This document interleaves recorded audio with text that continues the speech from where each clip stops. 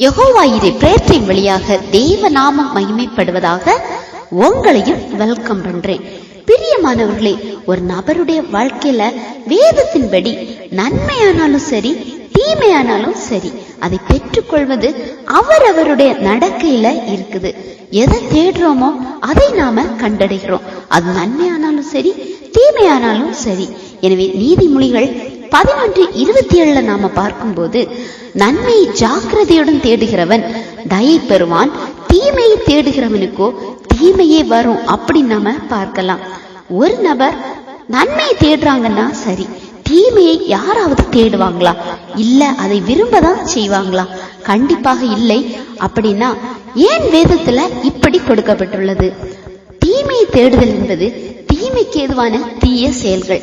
ஒரு நபருக்கு விரோதமா இன்னொருவர் தீமை செய்யும் போது அதற்கேற்ற பலனை தீமை செய்யற நபரானவர் பெற்றுக்கொள்றாங்க. இது மட்டுமல்ல, அநேக வழிகள்ல தீமையானது செயல்படுகிறது.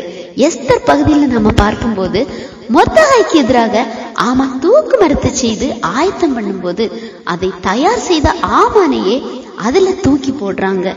தீமை ஒரு நபருக்கு செய்யப்படும் போது நீதிபரராகிய தேவன் அந்த நீதிமானுடைய ஜெபத்தை கேட்கிறாங்க. எனவே அதற்கு பதில் செய்யறாங்க. பதில் என்பதை விட நீதி செய்யறாங்க என்று நாம சொல்லலாம்.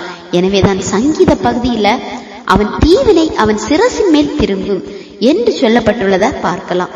எல்லாரும் தீவினை தேடுறவங்க கிடையாது. ஆனாலும் சில சுயநலமான எண்ணங்கள், பொறாமைகள், வஞ்சகம் ஒரு மனிதனுக்குள்ள செயல்படும் போது நிறைய பேர் இந்த பாவ வலைகள்ல விழுந்து போறாங்க. உலகத்தின் பார்வையில சுய எண்ணங்களுக்கும் மனுஷீக சிந்தனைகளுக்கும் நாம தவறானவைகளை நாம தேர்ந்தெடுக்கிறோம். இந்த தீமையான எண்ணங்கள் நம்ம தீமையான வழியில நம்மளை நடத்தி நம்ம வாழ்க்கையும் பாழடிக்குது. எனவே இவைகளுக்கு இடம் கொடுக்காதபடி நன்மை தீமையை பகுத்தறிந்து செயல்படுங்க.